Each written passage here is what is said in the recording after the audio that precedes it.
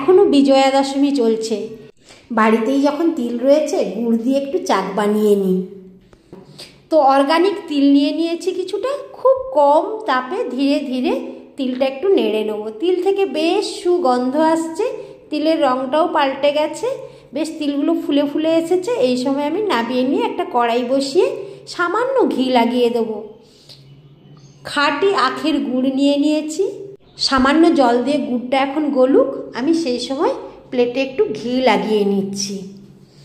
তিলে কিন্তু প্রচুর ক্যালসিয়াম থাকে, সেই জন্য হাড়ের ব্যথা, জয়েন্টের ব্যথা একটা বয়সের পর তো শুরু হয়েই যায়, কোমরের হাড়ের ব্যথা। তো এই সময় তিল খাওয়া খুবই জরুরি। ডাক্তারবাবুরা তাই বলেন যে তিল একটু সামান্য হালকা রোস্ট করে খাবেন। তো গুড়টা আমার প্রায় তৈরি হয়ে গেছে। এই সময় আমি সামান্য একটু বেকিং সোডা দিয়েছি, দিয়েই নেড়ে চেড়ে গ্যাসটা আমি বন্ধ করে দিলাম।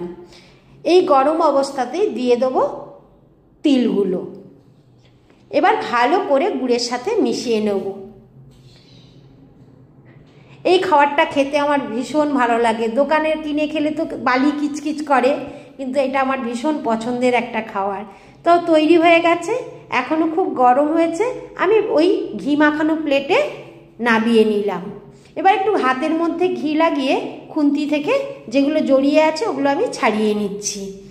ছাড়িয়ে নিয়ে প্লেটের মধ্যে ভালো করে, এখন কিন্তু খুবই গরম, হাত লাগানো যাচ্ছে না। গ্লাভস পরেও করা যায়, কিন্তু আমি গ্লাভসটা লাগাতে চাইছি না হাতে।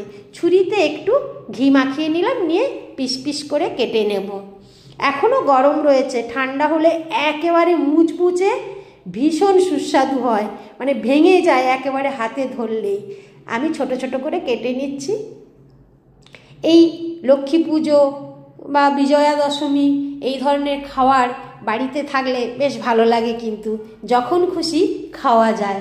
তো এটা আমি এবার ভেঙে নেব।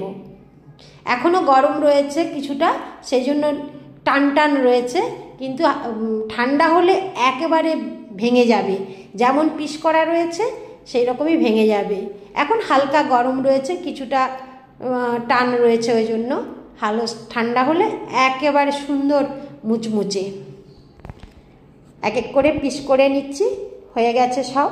এবার আমি একটা কৌটোর মধ্যে ভরে নেব। কেমন আওয়াজ দেখুন, মচমচ মচমচ করছে একেবারে, একদম সুন্দর হয়েছে। এটা আমি ফ্রিজে রেখে অনেক দিন ধরে খেতে পারি।